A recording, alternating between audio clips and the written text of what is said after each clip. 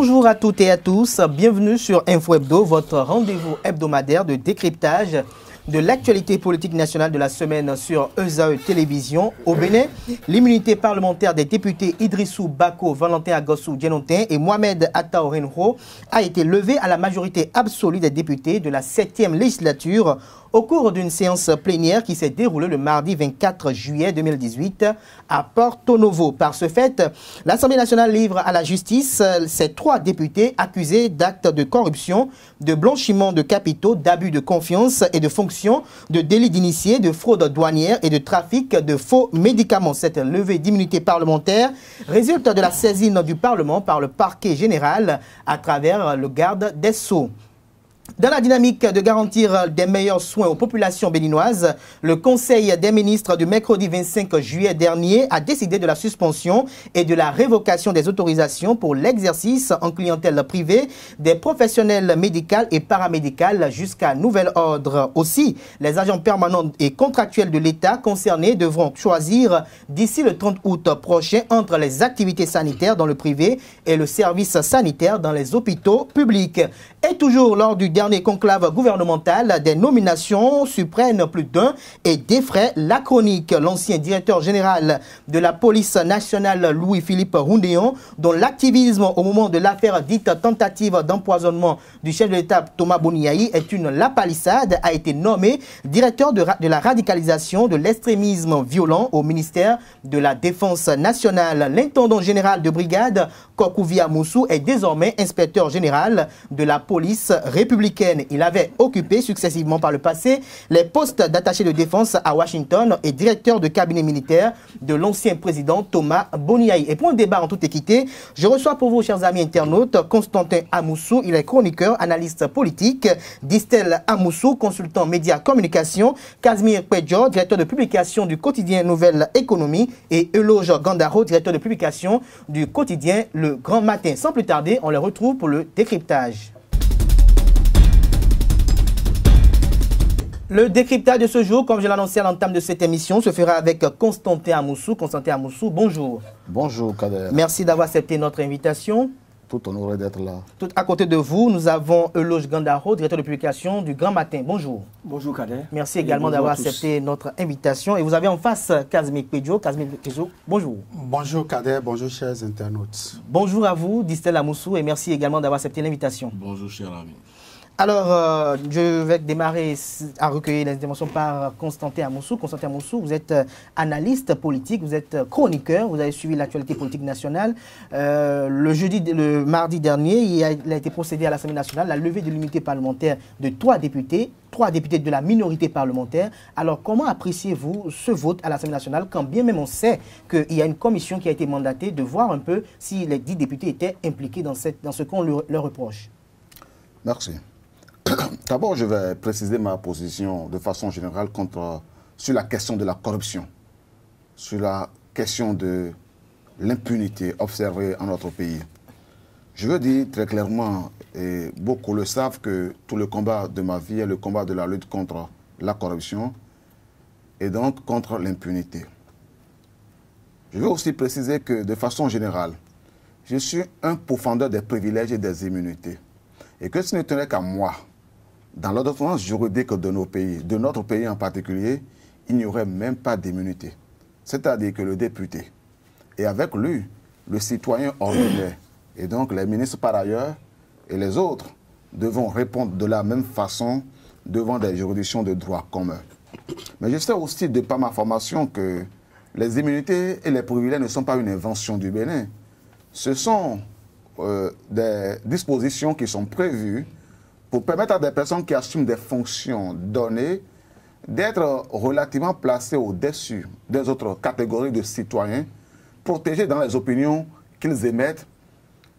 Et même si de façon générale je suis opposé à cela, je voudrais considérer que la démocratie elle-même dans son principe aurait voulu et aurait souhaité que tous les citoyens, de façon générale, puissent passer devant les mêmes juridictions, dans les mêmes conditions, pour une meilleure lutte contre la corruption. Cela dit, pour revenir dans le contexte actuel. Oui, allez-y. Et pour m'en tenir à ça, j'aurais dû avoir à me réjouir, sur la base de ce que j'ai dit précédemment, de la levée d'immunité de certains de nos députés.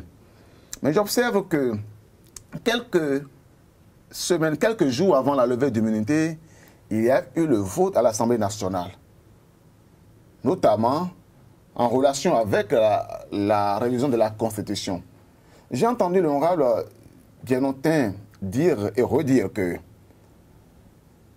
à l'effet d'obtenir le ralliement au vote de la révision de la Constitution, on leur avait dit que c'était la condition pour que la levée d'immunité qui était en étude à l'Assemblée ne soit plus poursuivie.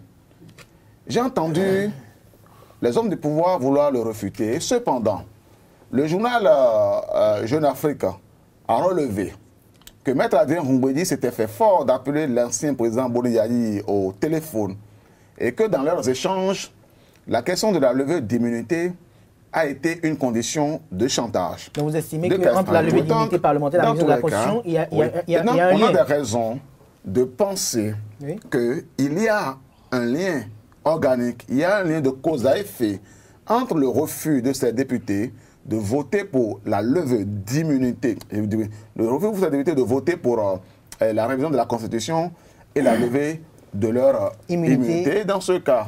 D'autant plus que la commission technique parlementaire qui a travaillé sur leur levée d'immunité a relevé qu'il n'y avait aucun indice et aucun fait tendant à faire penser que les personnes dont on vient de lever l'immunité méritaient ou étaient même simplement soupçonnées et méritaient d'aller répondre devant la justice. Quand la loi a prévu qu'il faut une commission pour travailler, je ne comprends pas que les dispositions, du moins que le vote de la plénière aille autrement que dans le sens de la conclusion qu'appelle la commission des lois. Cela signifie quoi?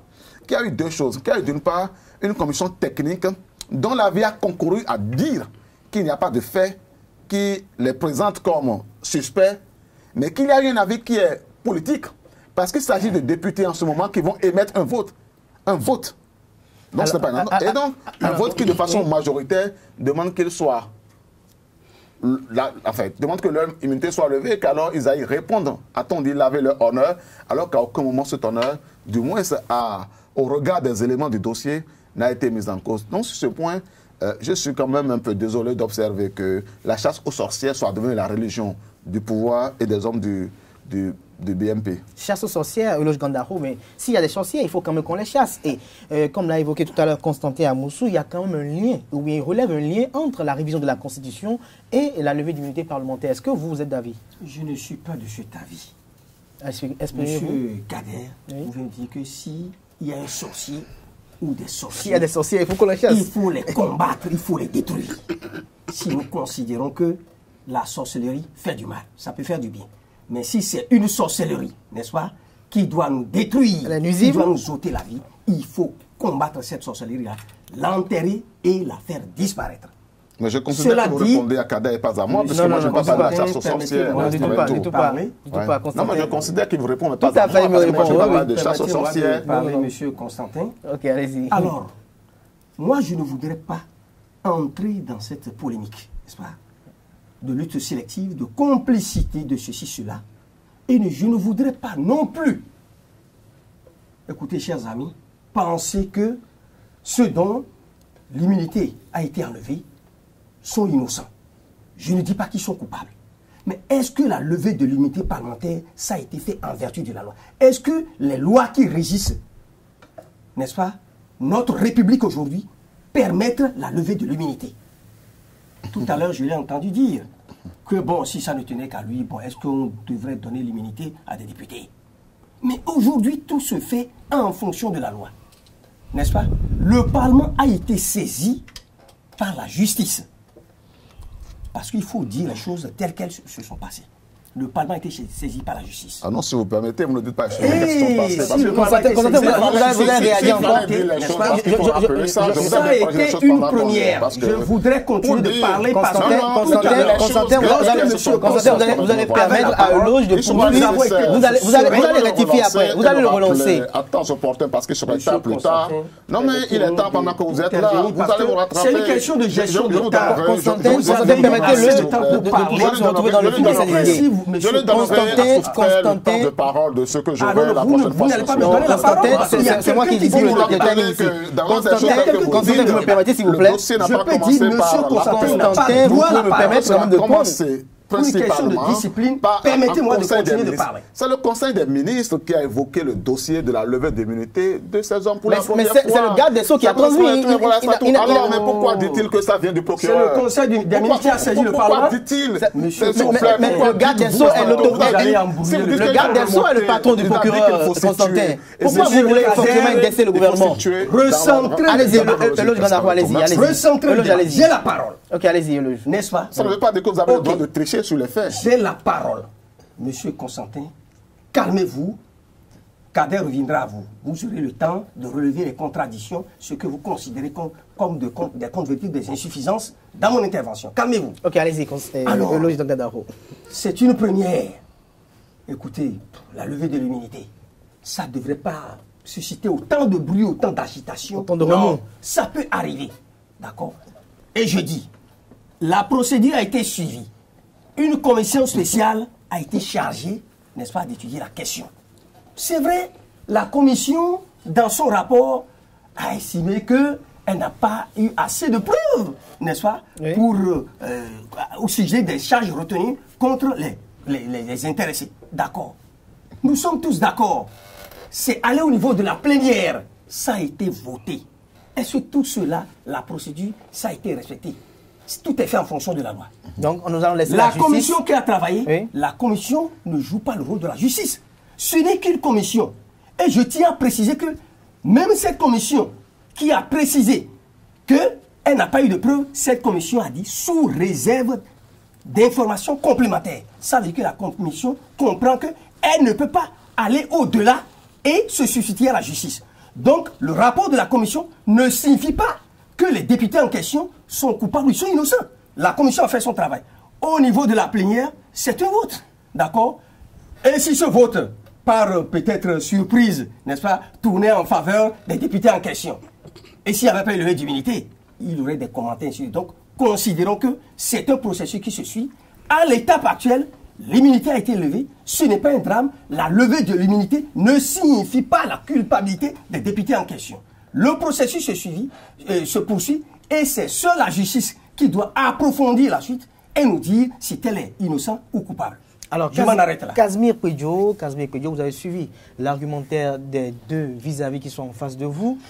En tant que journaliste, en tant que directeur de publication d'un quotidien au Bénin, comment, en tant que journaliste, vous appréciez les faits, le déroulement des faits en ce qui concerne la levée d'immunité parlementaire des 3 députés mis en cause, bien et bien des députés de la minorité parlementaire, mais il y a une commission qui a statué sur leur culpabilité ou pas, et qui est composée de députés de la majorité comme de la minorité, et qui enfin a dit qu'ils ne sont pas coupables, mais la majorité a estimé qu'il fallait les laisser aller devant la justice pour laver leur honneur. Est-ce qu'à votre avis, vous ne trouvez pas que c'est quand même important pour que véritablement on puisse en finir pour une fois de bon avec cette affaire? Merci Kader. Je tiens à préciser à la suite de votre question que si je viens sur ce plateau aujourd'hui et que je dois répéter ce que tous les Béninois savent, ce n'est pas la peine que je perde tout ce temps ici pour répéter. Donc je voudrais dire à mes compatriotes, aux internautes, mais aussi à ceux avec qui je vais faire ce débat aujourd'hui, que si c'est juste pour nous rappeler un certain nombre de choses, ce n'est pas la peine de venir ici. Si moi, je ne peux pas avoir le courage de dire que c'est Patrice Talon qui a envoyé le dossier de ces 3 députés devant la plénière, ce n'est pas la peine. Mais quelle preuve? Permettez, s'il vous plaît. Ok, allez-y. Permettez. Quelle preuve comment? Le Conseil des ministres, ce n'est pas une preuve? Vous voulez que je cite encore quoi? Mais pourquoi vous indexez la personne de Patrice Talon? Mais qui dirige le Conseil des ministres? Qui dirige le Conseil des ministres? C'est Patrice Talon. Je vous en prie, je fais un débat sérieux. C'est Patrice Talon qui dirige le Conseil des ministres. Et c'est le Conseil des ministres qui a instruit le garde des Sceaux pour la première fois à envoyer donc ce dossier. Devant qui de droit? Donc si je vais rester là et dire que c'est la justice, mais moi je n'ai pas été à l'école pour dire à mes parents des faussetés. Mais est-ce que vous ne croyez pas à l'indépendance de la justice? Moi je voudrais informer les auditeurs, je voudrais faire des analyses, je voudrais leur montrer certaines choses qui n'ont pas pu, que le commun des mortels n'a pas la chance de voir. Okay. Regardez le stress dans lequel les députés étaient. Regardez le stress. Quand on a dit vote secret, regardez le débat. Regardez l'agitation de certains députés. Regardez leur agitation. À refuser. Ça là, c'est des éléments d'analyse. Je veux qu'on analyse ces faits-là. Je voudrais qu'on parle de Djenotin, d'Atao et de Bako pour voir quel est leur passé, pour faire comprendre aux téléspectateurs. Si ce n'est pas ça, Kader, dites-moi, je me lève et je vais chez moi. Parce que je ne suis pas venu ici pour dire que le juge a demandé leur immunité parlementaire. Ce n'est pas mon rôle. Ce n'est pas du tout mon rôle. Ça a été fait. Mais c'est fait dans quelles conditions? Qui aujourd'hui nous représente? Alors, qu'est-ce que vous reprochez? Alors, je voudrais partir du principe selon lequel tous les hommes sont nés égaux devant la loi. Partant de ce principe, il ne peut pas avoir un député dans une république qui ait une humilité que moi, simple citoyen, je n'ai pas. Ce n'est pas possible. Personne ne leur a demandé de lever le doigt pour aller à l'Assemblée. C'est de leur propre gré. Et donc, si vous allez là-bas et vous cassez les verres, vous les payez. Donc, ils ne devraient même pas avoir débat autour. Donc, de même quand vous rentrez en politique, il faut accepter et recevoir des coups politiques. Je ne rentrerai pas. Je ne rentrerai pas en politique. Mais si vous rentrez en politique, mais j'ai fait l'option d'être journaliste. Okay. Moi, j'ai fait l'option de servir ma République, mais en étant journaliste. Il y a de ces journalistes-là qui veulent aller là-bas. C'est leur problème. Moi, je ne suis pas là. Et les faits, dans 20 ans, je ne ferai pas comme ces députés parlementaires. Je ne ferai pas comme ces députés où les faits vont me rattraper. Non. Je ne veux pas aller là-bas. C'est tout. Parce que moi, je ne veux pas aller tâcher la réputation de ma famille. Ma famille s'appelle Pédio, s'il vous plaît. Et c'est un nom, s'il vous plaît. Donc moi, je ne suis pas dans ça. Alors, Valentin Djenotin, il appartient à quel bloc? Atao Renouho, il appartient à quel bloc? Pourtant, il a voté en faveur de la révision de la Constitution. Non, s'il vous plaît. Vous ne pouvez pas coffrer quelqu'un. Vous ne pouvez pas. Et donc, vous estimez qu'il y a eu des pressions? Qui vous a dit, c'est votre avis, vous le partagez? Qui vous a dit que l'honorable était libre de ce mouvement quand il a donné procuration? Le gars ne peut pas être coffré et vous lui dites qu'il a voté. Cessez de mentir au peuple. Mais Kazmi, vous êtes allé lui arracher. Vous-même, vous avez évoqué tout à l'heure. Vous êtes allé lui arracher sa procuration. Dites-le, un chien, c'est un chien. Un chat, c'est un chat. Il a toujours envoyé sa procuration. À qui? Par celui qu'il veut. Qui vous a dit que c'est celui qu'il veut? Est-ce que lui-même vous a dit que c'est celui qu'il veut? Mais pourquoi pas le passé quand il votait contre? Pourquoi vous n'avez pas relevé un peu le caractère peut-être ambigu au niveau de... Il n'y a pas d'ambiguïté. Le gars n'est pas libre. Le gars n'est pas... Mettez-le dans des conditions normales. Ok, le cas d'Idriss Bako maintenant à présent. Idriss Bako, il appartient à quel bloc? Minorité parlementaire. Bon. Maintenant, ils sont combien? Ils sont 3. Non. Ceux de la minorité parlementaire. Est-ce qu'il peut quelque chose face à 60? 60 députés qui ne sont pas libres. Mais on parle de majorité et on parle de minorité. Regardez le DA. Que je m'excuse, que ma tradition m'excuse. Mais regardez le DA qui était assis le jour-là. Mais il était stressé. Il était stressé. Ils étaient tous stressés. Et ils priaient Dieu des dieux, certainement en leur fin fond, pour que véritablement on puisse leur accorder le vote secret. Mais il y a certains qui ont dit certaines choses. Et on a vu comment le vote a été fait. Reprenez ce même exercice, mais dans un langage beaucoup plus secret. Et vous allez voir ce qui va se passer. On vous a compris. Je l'ai dit, je ne fais pas l'apologie du crime. On vous a compris. Ce qui casse les verres, il fallait payer. Mais je souhaiterais qu'on dise la vérité au peuple béninois. Je n'ai rien contre. C'est votre avis et vous le partagez. Mais acceptez aussi la contradiction. Je n'ai jamais refusé la contradiction. Alors, mais j'ai demandé à mes chers aînés et confrères d'être loyaux envers eux-mêmes. De dire la vérité. C'est leur vision des choses. S'ils n'ont pas de vérité à dire, que chacun prenne c'est leur vérité à eux.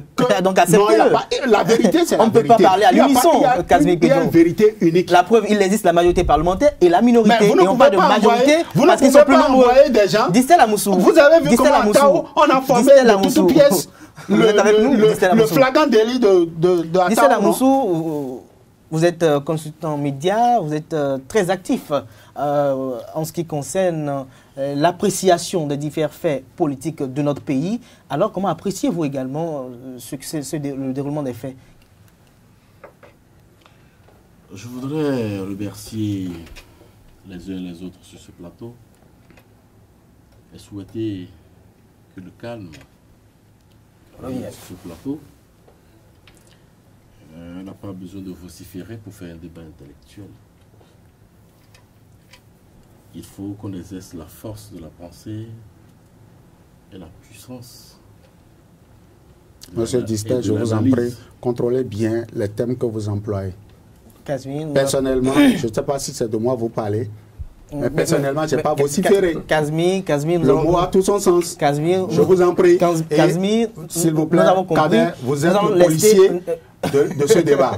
Le policier républicain. Nous Voilà. allons permettre à Distel de poursuivre son analyse. Que les thèmes que vous voudrez bien nous employer, parce que jusqu'à présent, je n'ai pas employé un thème aussi fort vous avez été aussi que fort, ce que j'ai entendu tout à l'heure.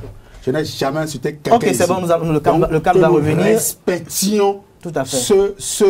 ce véritablement savoir-vivre et savoir partager le plateau. Je n'ai pas vociféré, j'ai parlé. Et chacun a sa manière. Respectez ma manière de parler. Je vous en prie, merci. Distel, allez-y. Je constate que 3 personnes m'ont devancé sur ce plateau. Elles ont parlé avant moi. Et c'est peut-être le morveux qui se mouche. Non, Distel, on ne va pas en rester là. On doit évoluer dans le débat. Je voudrais souhaiter qu'on analyse scientifiquement l'aspect sématique de 3 expressions. Une commission parlementaire. Distel, le réalisateur demande de hausser un peu le ton. Il ne nous entend pas très bien. Je disais que je voudrais souhaiter qu'on analyse 3 ou 4 expressions. Une commission parlementaire, un rapport de commission et le sens de la levée d'immunité. Pour moi, un rapport de commission parlementaire, c'est l'assemblage des positions évoquées lors d'une séance des membres qui constituent une commission. Donc, c'est l'assemblage de lecture et de vue des commissaires.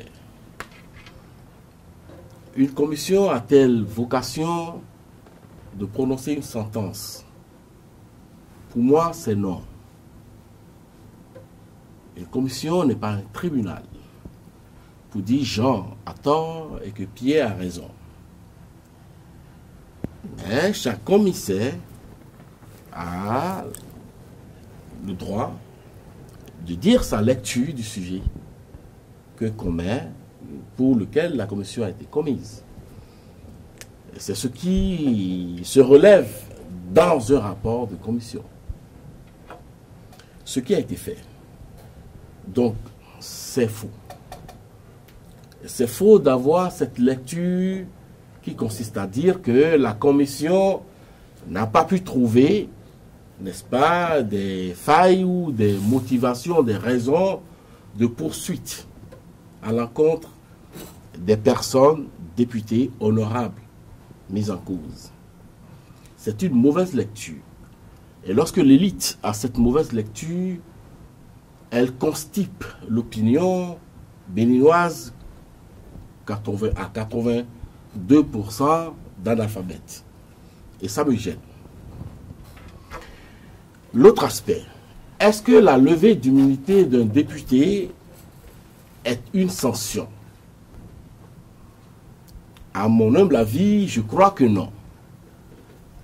Je crois que non, c'est une possibilité de permettre à un député ou à une personne bénéficiant donc de ce privilège d'aller de son chef, dire ce pourquoi on l'accuserait ou répondre des sujets d'interpellation.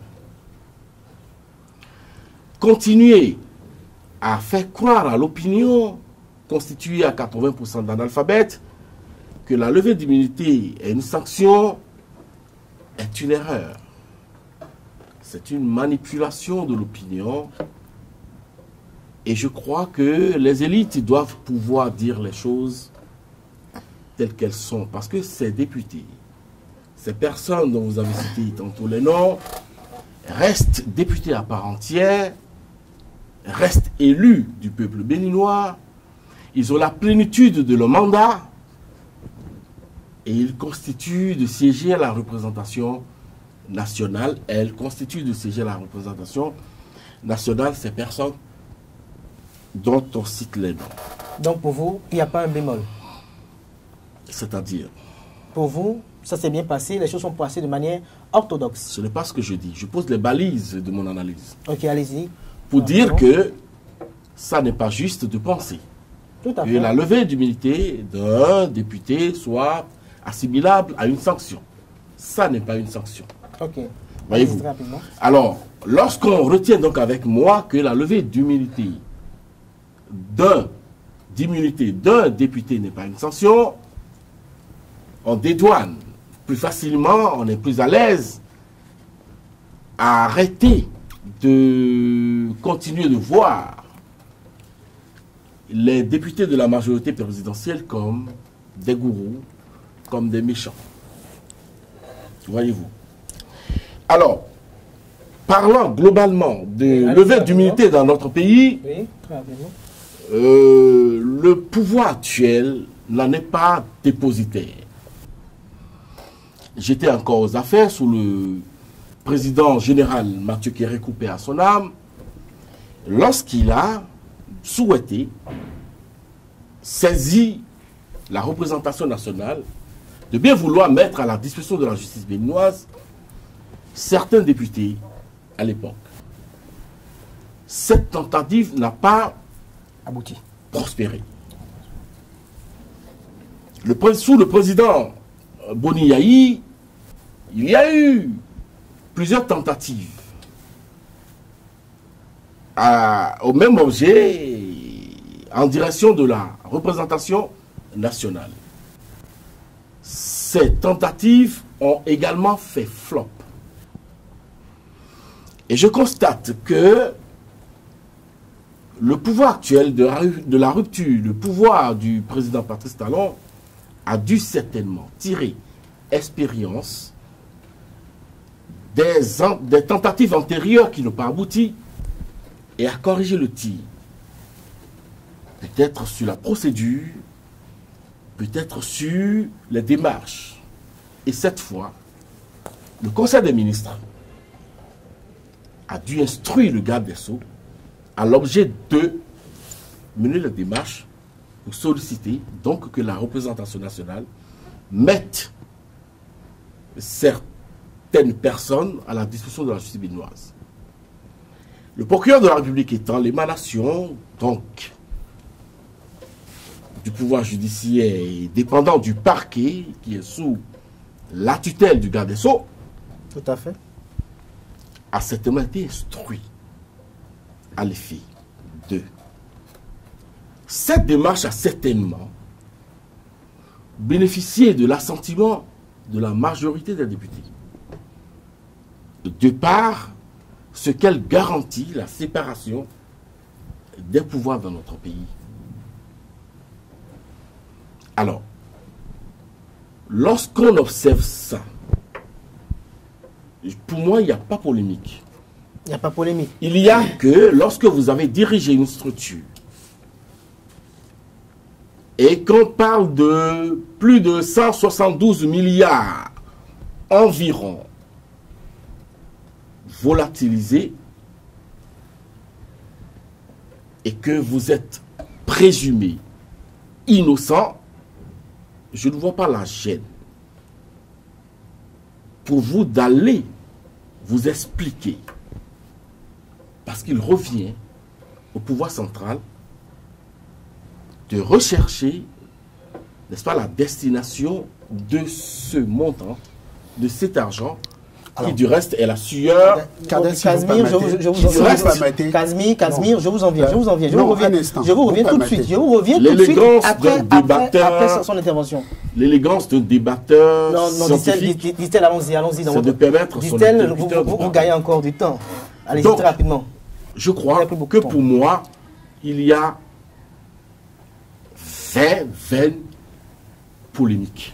Alors, Casimir Kouidjo, vous voulez réagir tout à l'heure. Alors, j'aimerais bien vous poser une question. Je ne vais pas peut-être vous laisser rebondir peut-être sur l'argumentaire de Distel Amoussou, parce qu'à voir un peu votre physionomie, ça relate tout à fait cela. J'aimerais savoir, à votre avis, dans le fond du sujet véritablement, est-ce que quand on voit un peu les procédés, depuis le moment où cette affaire de coton est montée au créneau, cette affaire de faux médicaments est montée au créneau, avec cette affaire de coton, comme je l'avais dit tout à l'heure, est-ce qu'il n'est pas impératif, est-ce qu'il n'est pas le temps aujourd'hui pour qu'on puisse voir clair dans cette affaire aujourd'hui, à votre avis? Je suis tout à fait d'accord. Et lorsque j'ai écouté ce que Distel a dit vers la c'est son fin, avis et peut-être vous pouvez le partager comme ne pas le partager. Je dis, bravo. J'ai retrouvé ce qu'on a commencé par dire ici. Ça veut dire c'est le Conseil des ministres qui a instruit. Mais M. Distel Amosso, vous avez écouté... Mais Kazmi, je vais vous poser une question. Vous avez écouté le ministre garde des Sceaux à l'Assemblée nationale? Vous l'avez écouté? Mais M. Distel, il faut des éclaireurs comme vous pour rappeler à ces autorités-là quel est le fait fond même du débat. Il ne faut pas tronquer, il ne faut pas biaiser l'information, il ne faut pas venir raconter à la tribune officielle des comptes vérités. Il ne faut pas diffamer, M. Distel. Il faut le leur dire. Le ministre a dit à la tribune de l'Assemblée nationale que ce n'est pas le gouvernement. Vous avez écouté ça comme moi? C'est de ça que je parle. Je suis fier d'avoir des aînés comme vous sur un plateau. Lorsqu'il s'agit de faire des analyses pertinentes pour éclairer l'opinion publique. Parce que ce que nous faisons, ce n'est pas du miracle. On a vu le président Sarkozy. Il a été écouté par la justice de son pays. C'est de ça que je rêve. Je rêve à voir ce pays-là qui est bien dirigé. Je rêve à voir des exilés politiques au Bénin. Parce que la justice de mon pays se porte à merveille. C'est de ça qu'il s'agit. Il faut le leur dire. Le ministre, il a fait économie de vérité à la tribune de l'Assemblée nationale. Et si vous voulez, je vous envoie tout de suite sa vidéo. C'est de ça qu'il s'agit. Je ne savais pas qu'il y avait encore des gens aussi honnêtes, aussi heureux dans leur pensée comme vous, encore au Bénin. Ça, c'est une vérité. Merci. Et ça, je vous décèle cette satisfaction. Merci à vous, Kazmi. Pour dire que les intoxicateurs, nous savons aujourd'hui maintenant qui sont les intoxicateurs de la République. Ils vont à la tribune pour aller raconter leur vie. Parce que peut-être, ils sont ignorants de cette histoire-là. C'est le Conseil des ministres qui a instruit. Et c'est sous instruction du président de la République. Mais je vais vous poser une question.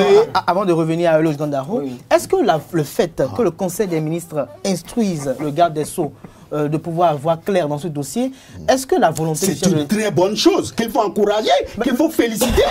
Parce qu'on doit pouvoir nous le dire. Qu'est-ce qui s'est passé en leur temps?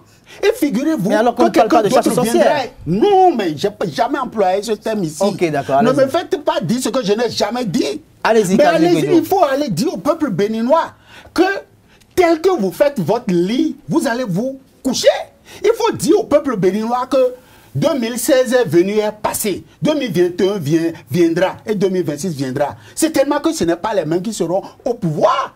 Qu'est-ce que Boni Yahi n'a pas fait aujourd'hui, en fait, en son temps, pour pérenniser son règne? Mais aujourd'hui, on a vu notre équipe qui est en train de faire le ménage. Que ce ménage soit bien ou encore avec des ordures derrière, là n'est pas le problème. Mais je suis heureux que désormais on puisse dire un, parce qu'il n'y a jamais un sans deux. Ça n'a jamais été fait, n'est pas bon pour l'histoire. On n'a jamais eu une assemblée qui ait levé l'immunité parlementaire d'un député. Ce n'est pas bon pour nous. Mais déjà que lui-même, son excellence, Patrice Talon l'a fait, et que nous savons ce que lui-même gère. Mais ça veut dire, on aura le temps, Monsieur Distel, Dieu vous donnera la longévité pour que vous veniez sur d'autres plateaux en son temps pour également décrypter en son temps l'actualité. Parce qu'aujourd'hui, il y a des préfets qui reçoivent des salaires véritables qu'on ne sait pas exactement à quoi ça remonte. Ils sont en train de voter des lois. Moi, je suis fier. On va capitaliser ces lois-là. Et en son temps, on va leur faire face et leur demander des comptes. C'est de ça qu'il s'agit. Eloge Gandaro, j'aimerais vous poser une question plus précise. En ce qui concerne le cas du Coton Gate, il y a eu un audit réalisé par le cabinet Mazars.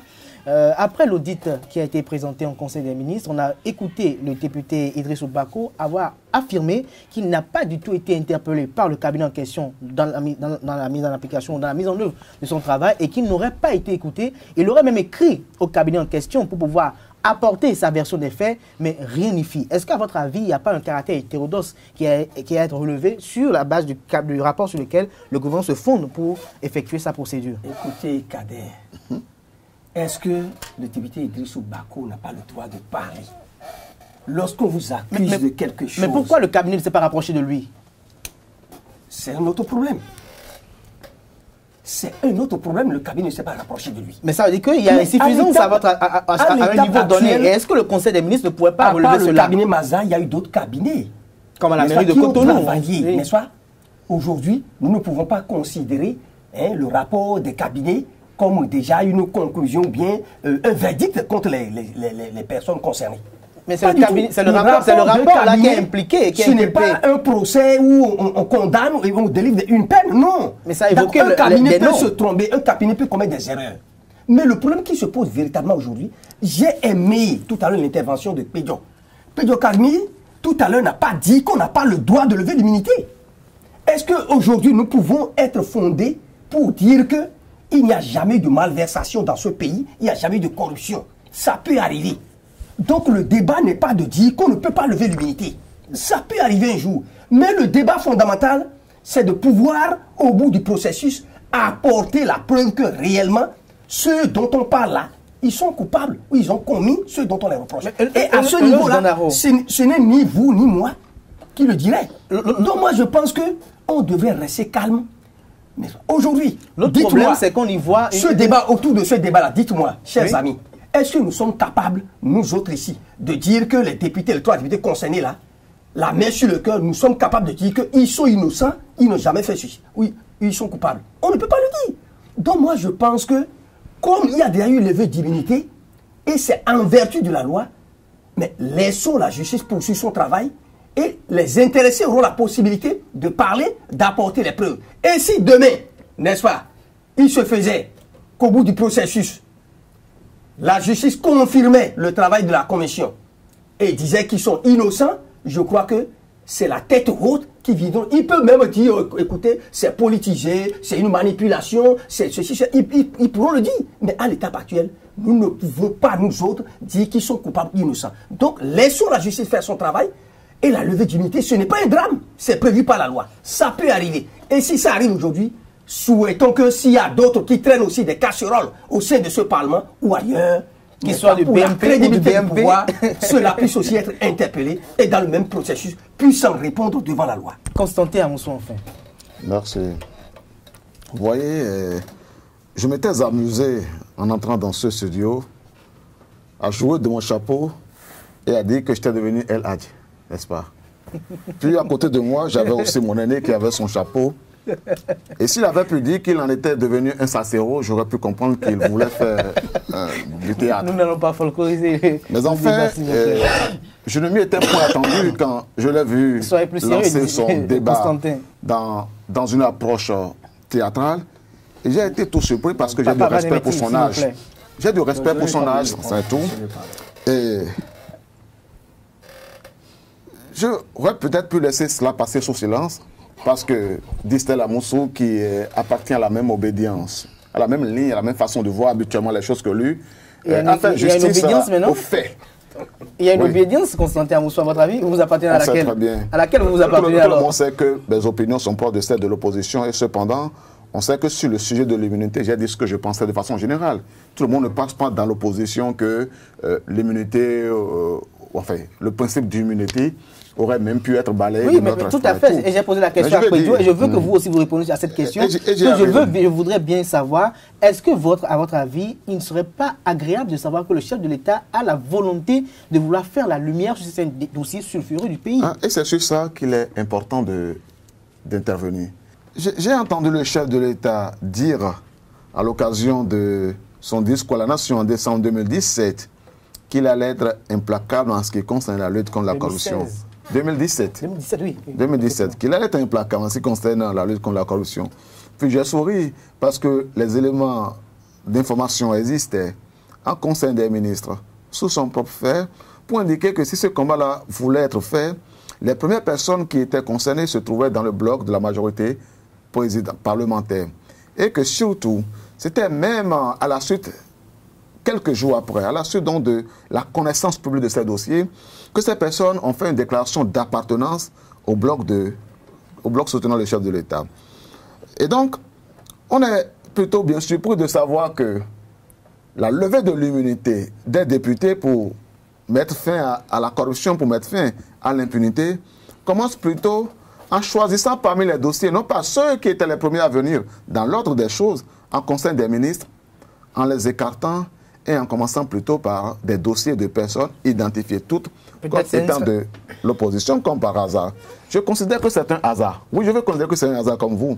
Mais tout en considérant que c'est un hasard, je veux bien observer que dans cette assemblée qui veut lutter contre la corruption, j'ai entendu un député du nom de Rachid Gbadamassi dire qu'il faut lutter contre la corruption et dire que c'est aussi en cela et pour cela que lui, il était en train de voter en faveur de la levée de l'immunité de ses collègues, afin, disait-il, qu'ils aillent laver leur honneur.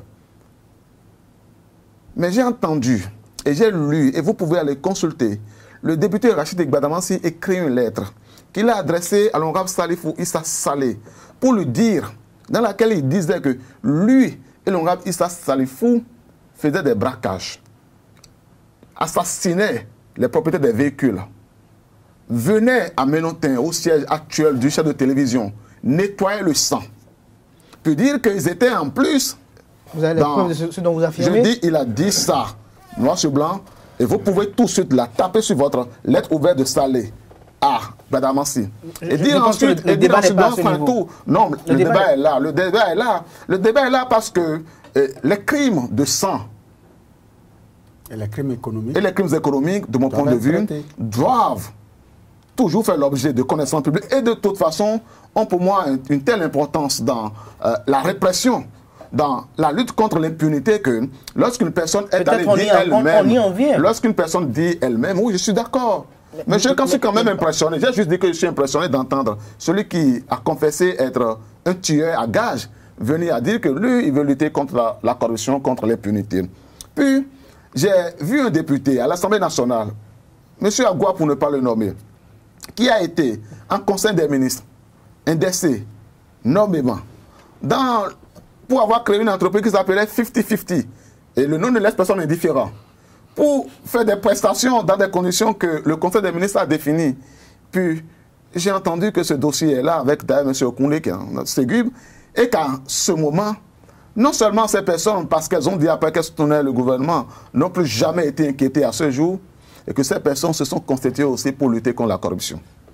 Puis j'ai vu aussi à l'Assemblée nationale du Bénin, qui a levé ce travail tout. Oui, mais j'observe que ce sont des personnes aussi qui veulent lutter contre la corruption. Je veux dire juste que je suis impressionné par ça. Puis j'ai observé également que de cette même Assemblée nationale, il y a un député qui a bu pour plus d'1 milliard d'euros et que le Bénin a été obligé de rembourser cet argent. Et que lorsqu'il a été question de lever son immunité, les députés ont fait bloc pour dire on ne voulait pas, mais que ce député aussi a envie de lutter contre la corruption. Et que lui aussi, il a voté pour la... Il y a une décision de justice par rapport à la... Il n'y a pas une décision de justice le concernant. Je vous apporte de l'eau à votre moulin à travers le rapport Kroll, qui nous a coûté, qui a coûté aux Béninois 800 millions de francs CFA. Non seulement le député a bu 1 milliard d'eau potable ou d'eau je ne sais de quelle nature, mais on a encore décaissé 800 millions de nos francs. Il y a eu un non-lieu. Jusqu'à aujourd'hui, il y a eu un non-lieu. Non, justement. Le député n'a pas été inquiété par la justice. Non, je dis... S'il y a non-lieu. Non, s'il vous plaît. Non, s'il vous plaît. Il faut que je le dise ça. S'il y a de nouveaux éléments, je pense que le chef de l'État... Non, Cardel, suivez-moi très bien. Ne mélangeons pas les choses. Il n'y a pas... L'aspect du dossier qui a été connu par le tribunal et qui a été sanctionné par, disons, l'abandon de charge contre les personnes qui étaient mises en cause, ne concernait pas du tout Barthélémy Kassa. Il s'agit des membres de l'administration qui étaient poursuivis. Donc Barthélémy Kassa n'a pas été encore poursuivi. Et en ce qui le concerne, le dossier reste entier. Il ne faut donc pas faire de confusion. Donc j'ai cité ces quelques cas pour rappeler que la levée d'immunité en soi, oui, je pourrais dire... Vous n'avez oublié personne au sein du BMP? Non, mais il y en a que je citerai encore, mais nous allons faire bref. Pour rappeler que ce qui fait problème à nos yeux, ce n'est pas tant le fait que l'on veuille lever l'immunité. Et je veux dire que si on en connaît encore d'autres au niveau du bloc de la minorité parlementaire, qui seraient, disons, coupables de quelqu'un ou suspects de quelques infractions, oui, qu'il serait toujours temps, eux, avec les autres du bloc de la majorité parlementaire, de les envoyer répondre des faits qu'ils auraient commis. Seulement, on sera bien obligé de se rappeler qu'ils devront être entendus par une justice dont l'ancien titulaire du portefeuille, le garde des Sceaux, a promis le 4 avril 2017, à l'échec de la première tentative de révision de la Constitution, que désormais le pays sera gouverné avec ruse et avec rage. Il n'est plus garde des Sceaux. S'il vous plaît, il a été remplacé par un de ses collègues, co-associé avocat du chef de l'État, pendant qu'il était encore opérateur économique. Est-ce que c'est le même régime.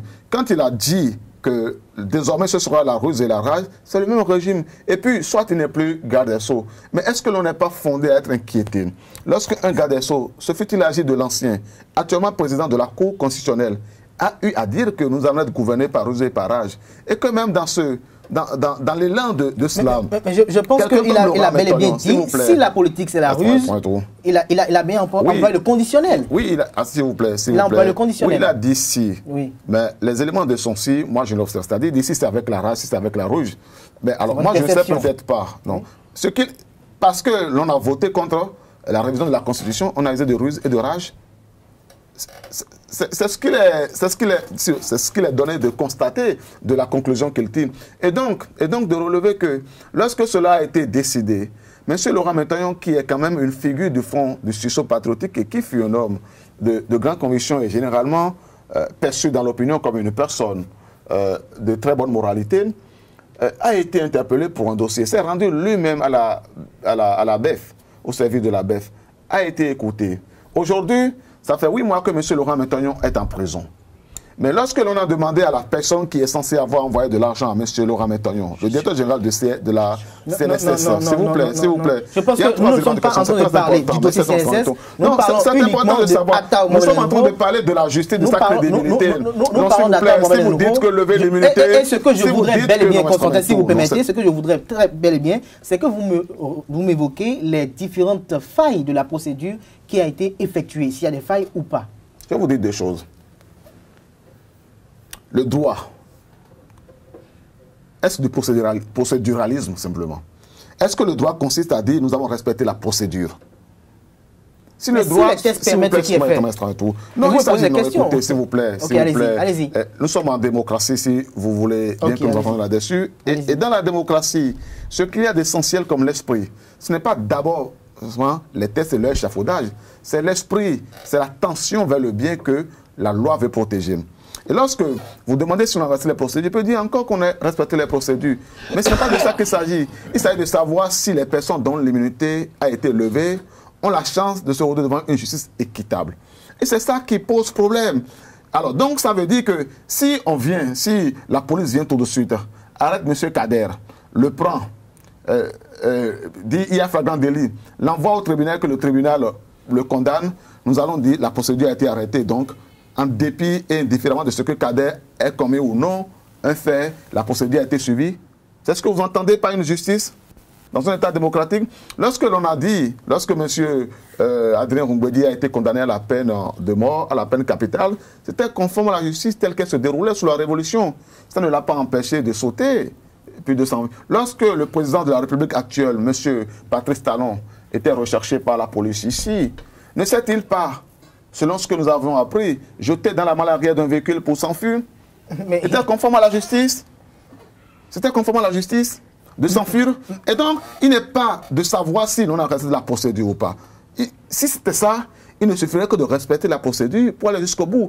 Quant à la question de fond, on pourrait bien s'en passer. Le fondamental dans une affaire de justice, ce n'est pas plus la procédure que le fond. Et sur la question de fond, ce qui fait que nous sommes en émoi, que des citoyens sont en émoi, ce n'est pas tant que la procédure n'ait pas été respectée. C'est vrai, une commission a travaillé. C'est vrai, les députés devraient se réunir en plénière. C'est vrai, en plénière, ils ont émis un vote. Mais après, si nous avions été en face, si nous avions l'assurance d'être en face d'une justice équitable, nous n'aurions pas eu peur. Mais nous sommes en face d'une justice qui dit qu'elle va se faire désormais avec ruse et avec rage. On ne peut pas faire abstraction de cela. C'est votre avis, vous l'avez partagé. Distel Amoussou, vous avez suivi Constantin Amoussou. Est-ce que vous pensez, comme Constantin Amoussou, qu'il y a des doutes à émettre sur le fonctionnement de la justice béninoise? Comme je vous l'ai dit, je suis venu sur ce plateau pour faire un débat technique, un débat scientifique. Je ne suis pas dans l'activisme politique, je ne suis pas dans le militantisme partisan. Je suis en analyse. Et j'observe que la lutte contre la corruption a été, de fait, décidée par tout le peuple béninois depuis plusieurs années. Et j'ai observé que le président Kérékou, paix à son âme au soir de son mandat, a implémenté sa marque à cette lutte. Après lui, j'ai observé également le président Boni Yahi qui a même marché dans le cadre donc, de la lutte contre la corruption. La corruption. Mais avant ces deux, il y a eu le précurseur, le président Soglo, qui, au lendemain de la conférence nationale des forces vives de la nation, avait une expression consacrée: je vais leur faire rendre gorge. Et ça nous ramène à l'esprit le fumant dossier du marabout Sissi, ancien marabout du général Mathieu Kérékou. C'est-à-dire que le principe est acquis et partagé par tous les Béninois. Oui, nous sommes d'accord pour lutter contre la corruption. Mais il se trouve que nous sommes dans un environnement sociologique où les pesanteurs ne nous permettent pas, n'est-ce pas, d'avancer. Aujourd'hui, c'est clair que le mythe de l'immunité parlementaire est tombé. Et notre représentation nationale ne sera plus et à jamais une niche pour de personnes de moralité ou de personnes en conflit avec, n'est-ce pas, la société où les deniers publics vont se réfugier. C'est clair aujourd'hui. Et c'est normal. Alors, donc un pas de mener. Tout à fait. Quel que soit l'endroit sur cette planète Terre que ce pas a été mené, l'histoire retiendra qu'il a été mené.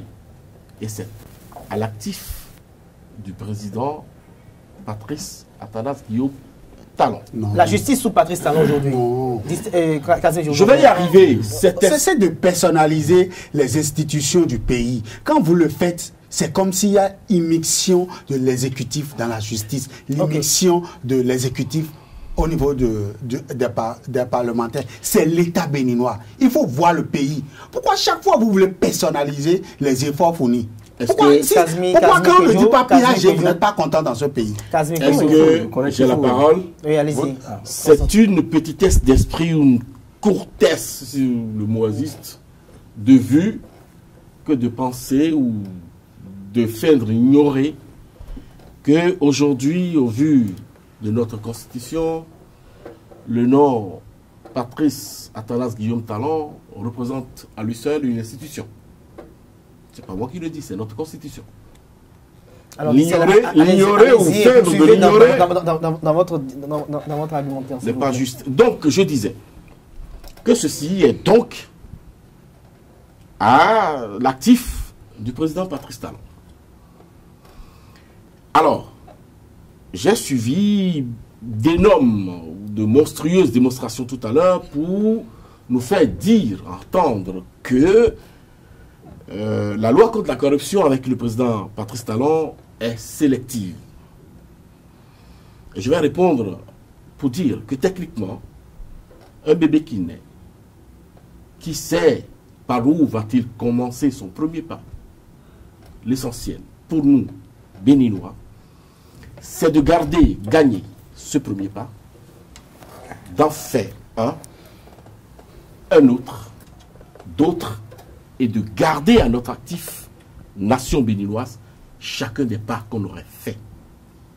C'est comme ça que nous allons avancer. Parce que ce qu'on ignore, qu'on le veuille ou non, le président Patrice Talon n'est pas éternel. Il n'est pas éternel. Il ne sera pas éternel.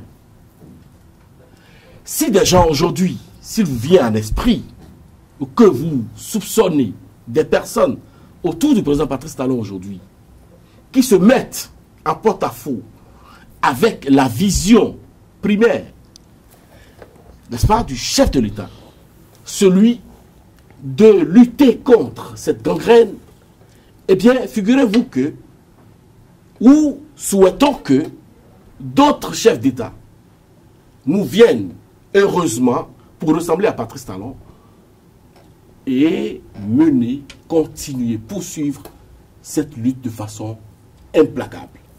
Ce n'est que dans cette seule condition. Le fonctionnement de la justice. Ce n'est que dans cette seule condition que ceux que vous pensez aujourd'hui être à l'abri vont tomber dans le panier, la nasse de la justice béninoise que nous allons souhaiter radicale et juste. Pour répondre à votre question. Je ne suis pas outillé, je vous l'ai dit plusieurs fois sur ce plateau, je ne suis pas outillé pour faire le procès de la justice béninoise. Je ne suis pas outillé pour juger la justice béninoise. Mais ce que je remarque, et je remarque chez les élites intellectuelles de ce pays, c'est la surabondance de la suspicion qui est nuisible à toute réflexion sérieuse. Lorsqu'on nomme Jean, on va rechercher qui est sa famille. Est-ce qu'il n'est pas allié à Moussou étant aux ordres de Patrice Talon? Lorsqu'on prend un dossier, on se demande pourquoi est-ce qu'on a laissé celui qui en a bu pour des milliards d'euros. Le jour où nous allons arrêter avec la suspicion pernicieuse, nous allons faire des pas vers le développement. Kazmi Soso. Kazmi Kouedjo, plutôt. Ce bébé a 28 ans. Je voudrais rappeler à Distel Amoussou que ce bébé a 28 ans. Et si à l'âge de 28 ans, ce bébé continue pas à faire pipi au lit, c'est un handicap majeur. Pour ses parents. Et pour lui-même. Pour ses parents d'abord. Et pour ses voisins. Parce qu'il pollue l'environnement. Donc, ne pensez pas que c'est le premier pas le bébé fait. Le bébé pisse au lit depuis. Il faut cesser. Patrice Talon, c'est ses premiers pas. Alors, Patrice Talon a décidé de donner la thérapie pour que le bébé ne pisse plus au lit. Et si vous voulez, je remonte encore plus loin pour vous dire que ce bébé est rené même en 90. Sinon, il existait depuis 1960. Et il aura bientôt 58 ans. On ne peut pas me parler comme ça de mon pays et je serai fier. Ce n'est pas Patrice Talon, ce n'est pas sous Patrice Talon que le Bénin a été né. La République du Bénin est née. Mais dites-moi, depuis 1960 dans ce pays, Distel, vous avez eu votre temps de parole. Et vous avez demandé tout à l'heure que le débat scientifique pour des hommes scientifiques qui ont quand même un peu de la crédibilité doivent laisser leur et d'élégance au passage. Doivent poser la question aussi également. Allez-y, Pédio, j'y arrive. J'aimerais vous poser la question de savoir, en ce qui concerne, puisque depuis on parle que Idriss Oubako et de Valentin Agostinianotin, il y a un cas qui est quand même occulté un peu sur ce plateau, le cas Ata Omenenho, qui est quand même réputé dans la commercialisation des médicaments, des produits pharmaceutiques. Et aujourd'hui, on parle de la levée de l'immunité parlementaire d'Atao dans le dossier qui est qualifié de faux médicaments. Pourquoi, quand on parle d'immunité parlementaire, vous ne voyez que les trois? Moi, je veux parler de Kassa. Puisque vous êtes bon, s'il vous plaît. Ma question, oui, je suis libre, en tant que journaliste, je suis libre de répondre à votre question, comme de faire de la digression, comme certains aussi, et vous amener très loin. Et c'est ce que j'ai choisi maintenant de faire. Parce que le débat objectif, la ruse et la rage s'emparent également de moi. Et la béninoise, je veux faire usage de mon potentiel de béninois. Je veux faire usage de mon potentiel de béninois, de béninoiserie, pour donc répondre à vos questions. Et en tant que tel, je vous dis, moi c'est le cas Barthélémy Kassa qui m'intéresse. Parce que je viens du Nord, je viens du Bénin profond, il n'y a pas longtemps, j'ai vu des populations qui n'ont pas de l'eau potable. Dans un village qu'on appelle Gounet, s'il vous plaît, dans un village qu'on appelle Gounet, où des infrastructures de PPA ont été installées, mais que ces populations boivent l'eau de surface. Je veux vous parler de ça. Et si cela n'est pas suffisant pour parler d'un crime économique, alors que ce député circule librement et qu'il emprunte donc les voies officielles, qu'il passe par l'aéroport international, le salon d'honneur. Le salon d'honneur, ce député, continue donc pas passer par là-bas. Je vais vous le dire. Mais quand cela ne tienne, puisque vous voulez que je parle de... Constantin Amoussou, non, je vous arrache la parole parce que vous avez fait de digression. Alors, Constantin Amoussou, à présent, le cas Ata Omenenho, levée d'immunité parlementaire, Je n'est-il constate pas... que vous avez oublié Ganapo. Tout à fait, je finirai le sujet par lui. Je finirai le sujet par lui. Non, Constantin d'abord. Constantin Amoussou, est-ce que dans le cas d'espèce aujourd'hui, en ce qui concerne le cas Atao, est-ce qu'il ne doit pas avoir une lueur d'espoir pour qu'on puisse savoir un peu ce qui se passe par rapport à cette affaire et que véritablement aujourd'hui au Bénin, on peut savoir ce qui s'est véritablement passé parce qu'il y a des grossistes qui sont détenus en prison dans cette affaire? D'abord, je veux dire que je ne pense pas, comme mon ami Casimir Pédio, qu'il faille opposer la ruse à la ruse. Enfin, ça, c'est l'option, c'est la philosophie de Joseph Diogbenou. Je voudrais lui en laisser la paternité, exclusivement. Sur le cas Atao, j'avoue que la position de l'honorable Atao Renouveau est devenue un peu ambiguë depuis le jour où, depuis la prison civile de Cotonou, il a fait voter oui au profit de la révision de la Constitution. Et je voudrais vous rappeler. Je ne vais pas couper votre développement, mais je vais vous poser une petite question. Oui. Est-ce qu'à votre avis, parce que Atao Renouveau est en prison dans un dossier qui a été diligenté un peu par le pouvoir en place, parce qu'il y a une révision constitutionnelle et qu'il estime qu'il y a des choses qui veulent quand même être changées pour le bonheur de son pays, est-ce que c'est à cause de cela qu'il va voter non pour cette révision? Deux choses. Et ça me permet de rebondir sur une... Parce que vous relevez un caractère en fait qui prouve que tous les votes en fait qui sont effectués à l'Assemblée nationale sont des votes en fait politiques, si c'est ce que vous dites en fait. Je vais relever deux choses. La première, d'abord vous avez semblé faire comprendre tout à l'heure, à votre premier tour de partage de parole, que ce n'est pas la première fois que Atao faisait voter depuis la prison civile de Cotonou. Et je voudrais dire que c'était la première fois. Non, pas de la prison, mais il faisait voter depuis même d'exil. Ce n'est pas pareil. Et lorsqu'il a fait voter de l'exil, c'est Dakpe Sossou qui a relevé qu'il n'était pas fondé à voter. Les députés du bloc de la majorité parlementaire ont dit, Dakpe Sossou en particulier, a relevé qu'il n'était pas fondé à faire valoir son vote. Je peux faire comme lui, mais je ne fais pas comme lui. Parce que je ne suis pas dans la religion de la rose et de la rage. J'observe juste que pour la première fois, Atao Renouveau avait voté non à la révision de la Constitution. Et puis après, il s'est retrouvé en prison, comme par hasard. Mais il avait déjà cette affaire de faux médicaments. Non, comme vous avez rectifié tout à l'heure, il y avait quand même cette affaire de faux médicaments avant qu'il y ait le vote de révision de la Constitution. Non. Ça avait déjà démarré. Qu'est-ce qui a démarré, non? L'opération Pangea 9 avait déjà démarré avant. L'opération Pangea 9, c'est ce que vous ne savez pas. L'opération Pangea est une opération qui a lieu chaque année et on était au numéro 9. Et dans le cas d'espèce, le bruit courait déjà que Atao Renouveau, parce qu'à l'époque, il appartenait au bloc de la majorité parlementaire. Et je vous dis que l'opération Pangea, ayant commencé depuis plus de 9 ans, tout à fait. Ce qui s'est passé à Cotonou, jusqu'à aujourd'hui, ce qui s'est passé à Cotonou et même dans le reste du Bénin, à aucun moment n'a laissé entendre particulièrement que Atao était visé. Maintenant, si c'est vous qui me faites comprendre que c'est Atao qui était visé... Je n'ai pas dit qu'il était visé, j'ai dit bien alors, le bruit. Mais il s'est trouvé que dans le dossier qui a été instruit jusqu'à ce jour, on a observé que Atao était poursuivi. 1, parce qu'il ferait de la fraude fiscale et douanière. Et 2, parce que les médicaments seraient venus au pays de façon frauduleuse. Les deux sont liés. Ce que nous avions observé dans les dossiers, je suis arrivé ici déjà plusieurs fois pour des débats, c'est que Atao n'est pas lié à Djegounlé. Ça, c'est la première chose que le dossier-là a montré. Que Atao n'est pas lié à Djegounlé.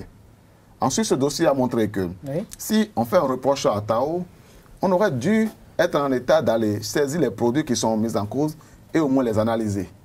Et au résultat que l'on aurait eu, en être fondé à faire le procès des faux médicaments. Et donc, Atao s'est retrouvé en prison pour toute autre raison au moins que le trafic de médicaments et en particulier de faux médicaments. C'était consécutivement, au moins, ça c'est fait établi, à un non à la révision de la Constitution.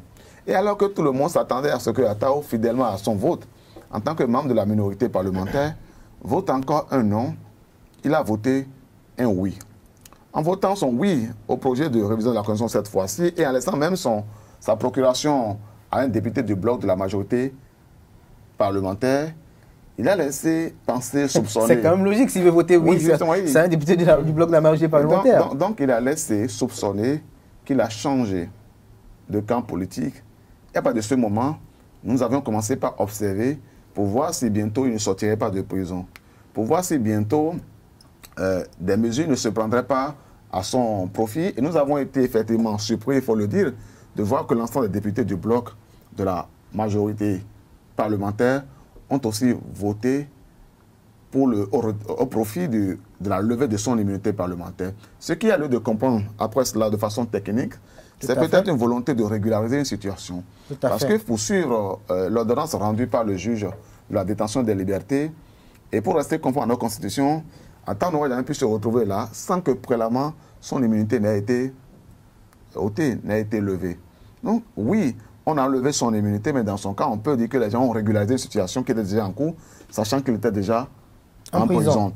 Mais après, ce qui va se passer, c'est ça qui nous permettra de déterminer si il s'est agi encore d'une ruse ou si les députés ont agi dans le sens de rester fidèles à leur volonté d'accompagner le chef de l'État dans une lutte contre la corruption, les faux médicaments et puis tout ce que l'on a relevé. C'est le jeu politique, comme vous êtes en train de le simuler, et comme Bouni l'a déclaré à Parakou, le jeu politique est assez complexe. Alors, Gandaro, pour finir, alors à quoi pouvons nous attendre aujourd'hui avec tout ce scénario? Bon, si vous considérez que c'est un scénario, oui, que c'est plus sérieux. Parce que lorsqu'il s'agit de la lutte contre la corruption, je n'ai vu personne ici, dans son analyse, dans son intervention, dire que c'est une mauvaise chose. Je n'en dis pas le contraire. Voilà, donc nous sommes tous convaincus que les détournements des biens publics, la corruption, la gabegie et autres pratiques malsaines n'ont pas permis, n'est-ce pas, à notre économie, n'est-ce pas, de s'accroître et de nous permettre d'assurer un développement. Nous continuons de traîner les pas. Donc, je ne voudrais pas qu'on pense que, bon, c'est Patrice Talon, c'est l'oiseau rare, c'est lui qui est venu faire l'exploit. Honnêtement, nous le disons, que la lutte contre la corruption et l'impunité, n'est-ce pas, ça a commencé avec d'autres chefs d'État, mais ils n'ont pas pu atteindre leurs objectifs, ils n'ont pas pu aller au bout. L'État étant une continuité, c'est normal que celui qui est là puisse continuer la même lutte. Parce que pendant que nous nous plaignons, n'est-ce pas, des problèmes de la pauvreté, de la misère, mais des cadres de l'administration qui à volonté délibérément s'en mettre plein les poches, mais avec quelles ressources nous allons développer le pays? Nous n'allons pas toujours tourner notre regard vers l'extérieur. Donc c'est une bonne chose. Moi, je ne voudrais pas dire que bon, c'est Patrice Talon qui va sauver le pays, mais s'il y a un dirigeant qui a le courage de poursuivre cette lutte-là et de mieux faire que les autres, à l'étape où nous sommes maintenant, nous ne disons pas encore que Patrice Talon a réussi à gagner le pari, mais c'est déjà bien qu'il commence. C'est la première chose. Deuxième chose, je suis d'accord qu'autour du chef de l'État, dans l'autre camp là-bas, il n'y a pas que des saints. Il n'y a pas que des Jésus-Christ, non. Nous sommes tous convaincus que là-bas également, il y en a qui traînent des casseroles. Mais il faut commencer quand même un jour. Il faut commencer quelque part. C'est vrai qu'aujourd'hui, on ne voit que ceux dont l'immunité a été levée, et c'est des députés de la minorité. Bon, est-ce qu'il fallait rassembler tout, minorité et majorité, ceux qui traînent des casseroles, et commencer en même temps? Bon, même si on n'a pas commencé par ceux qui sont proches du chef de l'État, notre souhait est que, est-ce qu'il est déjà tard aujourd'hui? Alors nous sommes, est-ce que nous pourrons dire, mais ceux dont l'immunité a été levée, c'est quand? Ça ne fait pas encore 4 mois, 6 mois. Est-ce qu'il est encore tard de dire que... Kazmi, il n'a pas vous avez enseigné ce métier de journaliste. Kazmi demande l'équilibre de l'information. Oui, je suis demandez aux députés d'équilibrer. Demandez au chef de l'État d'équilibrer. C'est son avis, vous allez équilibrer. C'est tout ce qu'on leur demande. Vous allez équilibrer avec votre argumentaire. D'accord, Kazmi. Je dis que l'immunité a été levée quand? Ça fait 4 mois, ça fait 6 mois. Il faut commencer quelque part. Et s'il est déjà tard, que d'autres soient interpellés. Nous aurons le temps de juger les choses. Je vais de dire que, écoutez, dans ce pays, et j'ai aimé quelqu'un qui, au cours d'un débat, a dit, mais même si, au temps de Patrice Talon, même si certains ont été protégés, même s'ils traînent des casseroles, même s'ils ont commis des crimes économiques, le pouvoir n'est pas éternel. Patrice Talon va partir et d'autres régimes, peut-être, viendront les épingler aussi. Donc, ils ne sont pas des intouchables et ils n'ont pas encore échappé à la justice. Merci à vous, Gandaro. Vous nous permettrez de passer au sujet suivant. Le Conseil des ministres du mercredi dernier a décidé de suspendre et de révoquer les autorisations pour l'exercice en clientèle privée des professions médicales et paramédicales jusqu'à nouvel ordre. aussi, les agents contractuels de l'État devront saisir ou devront choisir d'ici le 30 août prochain entre être dans le privé ou dans le secteur public. Kazmi Pedjo, comment appréciez-vous cette décision du gouvernement? Vous savez, il y a une crise qui date depuis plusieurs années. Et quand ça se passe comme ça, vous opérez des choix. Le gouvernement a donc pris l'option d'arrêter une certaine pagaille dans le secteur médical. Désormais, il va falloir situer les responsabilités. Il va falloir savoir exactement qui sont ceux qui nous soignent dans le public et ceux qui nous soignent dans le privé. Sur le plan donc de cette décision, moi, en ce qui me concerne, analyste économique, je trouve qu'il y a une discrimination entre le secteur privé et le secteur public. Mais ici, il s'agit d'une discrimination positive. Parce que ici, le patient bénin, on doit pouvoir opérer des choix. Et donc, demander aux médecins, parce que la pagaille a trop duré. Le secteur médical nous a toujours foutu le bordel dans la vie. Et à un moment donné, même si cette réforme n'est pas à saluer à 100%, je dis oui, il va falloir maintenant demander véritablement à certains de pouvoir donc... Qu'est-ce que vous reprochez à cette réforme? Ce que je reproche à cette réforme, c'est qu'elle n'est pas encore mise en exergue, mais elle va créer une certaine disparité dans le secteur médical. Parce qu'aujourd'hui, on n'a pas toujours amélioré la qualité technique de nos hôpitaux. Et donc, le secteur public, enfin, le secteur public est défaillant, ça il faut le dire, non pas de ses hommes, mais aussi des machines, de la technicité, de l'argent. Alors, le secteur privé vient en renfort à ce secteur public-là. Et donc, lorsque vous prenez une décision comme ça, vous ne savez pas encore ce à quoi ça va ressembler. On risque d'avoir deux blocs où le secteur privé aujourd'hui va monter les enchères. Et pourtant, le secteur public ne pourra pas nous donner satisfaction sur certaines pathologies. Et on doit pouvoir faire recours au secteur privé. Est-ce que nous avons déjà réglé la question de nos hôpitaux? Pas encore. Donc, j'ai comme l'impression qu'il y a une politique de charrue avant les bœufs. L'un ou l'autre, l'essentiel est que le champ soit cultivé. Je n'ai rien contre, je l'ai dit tantôt. Mais alors, ça risque de nous crier, ça risque de nous amener vers deux situations parce que ceux qui sont là, ils ont été à l'école et ils savent là où ils se situent leurs intérêts. Si vous faites ça, les soins au Bénin ne seront plus à la portée de tous les Béninois. Et pourtant, tous les Béninois doivent se faire soigner. Qu'est-ce que vous amène à affirmer cela? Ce qui m'amène à affirmer ça, c'est ce qui existe aujourd'hui. Parce que le secteur privé aujourd'hui, qu'on le veuille ou non, a du potentiel. Ça, il faut le dire. Si votre adversaire, s'il est beau, reconnaissez qu'il est beau.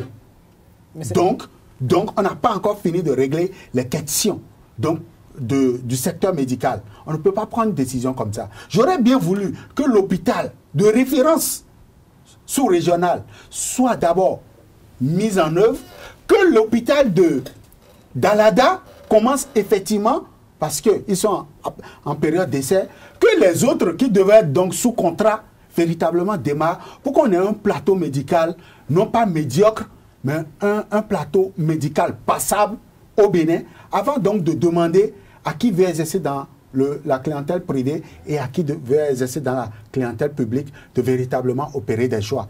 Mieux, lui-même Patrice Talon, excusez-moi du peu, mais ces médecins traitants-là, ils sont à la fois au public et au privé. Allez lui demander ça. C'est ce que je veux dire. Dit-elle à Moussou, le gouvernement demande quand même aux médecins, avant, d'ici le 30 août prochain, de choisir entre exercer dans le public ou dans le privé. Mais est-ce que cela n'est pas l'entame quand même d'un long processus de réforme dans le secteur sanitaire béninois pour garantir des meilleurs soins aux populations? Oui, mais avant de répondre à votre question, je voudrais faire un état des lieux. L'état des lieux, c'est que lorsque vous voulez rencontrer un spécialiste aujourd'hui au CNHU, bien Kotoukou-Maga, vous êtes obligé de vous présenter à 5 h le matin ou 6 h plus tard. Et vous observez que ce professeur ou ce médecin spécialiste apparaît à 11 h ou après 11 h. Où est-ce qu'il était durant tout ce temps? Il était dans son cabinet privé. lorsque, et là je l'ai vécu, vous avez un parent accidenté à 2 h du matin, vous allez au service des urgences au CNHU, il n'y a pas de spécialiste traumatologue, il n'y a que des étudiants. J'ai vécu le cas il y a, mettons, 6 semaines, j'ai dû faire un poste à partir donc, du service des urgences et bombarder la toile pour que le surveillant ceci m'a permis d'ailleurs de le connaître, le surveillant du service des urgences ne se pointe à 6 h. Parce que j'avais un cousin accidenté. Et moi j'ai pu faire ça, parce que je suis à l'école, je suis à Cotonou, je suis allé à l'école, je suis à Cotonou. Alors, lorsqu'on observe ça, lorsqu'on observe que le plateau technique dans le public est saboté, dégradé, mal géré, on n'en prend pas soin. Et que, contrairement dans le privé, tout est à la mesure et à la bonne mesure. Et lorsque on constate ou on observe le contrat de travail qu'il y a entre l'État béninois et le fonctionnaire, il y a ce qu'on appelle l'exclusivité du service. Vous convenez avec moi que vous ne pouvez pas être Esaïe TV et officier au même moment au journal La Tribune. Ça n'est pas possible. Dans le privé, la chose n'est pas admise. On parlerait de détournement de personnel. Cela pourrait amener un procès.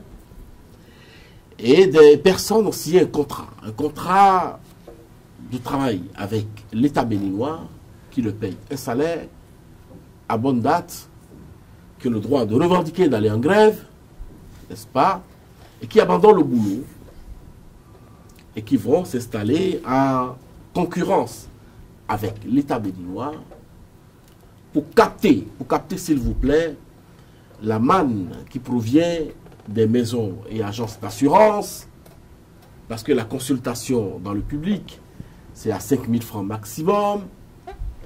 La consultation dans le privé, c'est au minimum 10 000 francs CFA, et c'est assuré par les maisons d'assurance.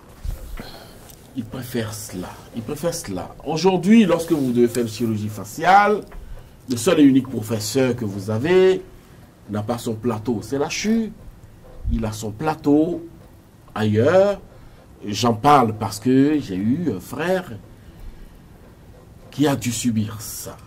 Alors, donc vous comprenez que dans ça, l'État béninois qui a le devoir, n'est-ce pas, d'assurer à ses citoyens une santé à un coût non prohibitif, à un coût raisonnable, a besoin de voir clair, de réformer. Il y a une loi dans ce pays qui dit que le fonctionnaire béninois ne saurait avoir d'autres activités génératrices de revenus outre que son salaire. Je n'ai plus les références de cette loi en tête pour les évoquer ici. La déontologie administrative, la loi sur la déontologie administrative. La loi sur la déontologie, merci. Alors, face à tout cela, un État responsable a besoin donc de s'asseoir, de restructurer. La méthodologie, certes, je ne vais pas la partager. Je ne vais pas la partager parce que j'aurais aimé que les acteurs et l'État puissent s'asseoir et discuter. Discuter et choisir, faire les options ensemble, n'est-ce pas? Faire les options ensemble. Autre chose que je n'ai pas aimé dans le compte rendu du communiqué du Conseil des ministres, et ça c'est un défaut de communication, c'est une grosse pierre que je jette dans la mare de mes confrères, pour dire que il faut savoir dire les choses. Et que lorsque le Conseil des ministres a fini de se réunir, et qu'il y a eu un premier jet de compte rendu, il faut asseoir une équipe technique. Cela se passe en France et ailleurs. C'est un sociologue, c'est un linguiste, c'est un communicant, c'est un économiste au besoin, ça dépend du sujet, qui s'assied et qui rédige. Il y a des terminologies qui ne passent pas dans l'opinion. Il y a des thèmes qu'on n'emploie pas dans l'opinion. Il faut qu'il se l'entende dire. Il faut qu'il se l'intègre. Comme quoi, par exemple? On ne dit pas que les fonctionnaires de l'État auront choisi entre rester avec la fonction publique et aller dans le privé. C'est malsain, c'est pas décent. C'est mal élaboré. C'est mal élaboré. On ne dit pas, par exemple, dans le cas du péage, que l'État a haussé les prix au niveau des péages. Non. Il y a eu, par contre, réajustement des prix. Et le terme technique en économie, c'est la croissance, l'évolution. C'est la hausse. La hausse. Je dis, je dis pour le communicant que je suis, je parlerai de restructuration, de réajustement de prix. Je ne parlerai pas, par exemple, de licenciement. Je parlerai, n'est-ce pas, de mesures sociales. Donc, il y a des spécialistes. Il y a des spécialistes. Pour, n'est-ce pas, réécrire les communiqués. Et depuis longtemps, nous avons ce problème. On lâche une phrase, on lâche un mot, on lâche un thème dans le Conseil des ministres et on s'en saisit. Et tout le débat se focalise sur ce thème-là. On laisse l'essentiel. Cette parenthèse, je la fais. Je la fais pour dire que l'État béninois est fondé, n'est-ce pas, à revoir les choses. Aujourd'hui, si tu as le palu, si tu vas t'asseoir au CNHU, tu risques de crever. Tu as le palu, tu es obligé peut-être d'aller au centre étatique du quartier ou d'arrondissement, on appelle ça circonscription médicale, ou dans les hôpitaux de zone, où tu es dans une clinique privée. Le CNHU ne s'occupe pratiquement plus de ces pathologies-là. Alors, donc, il faut organiser tout ça, il faut structurer.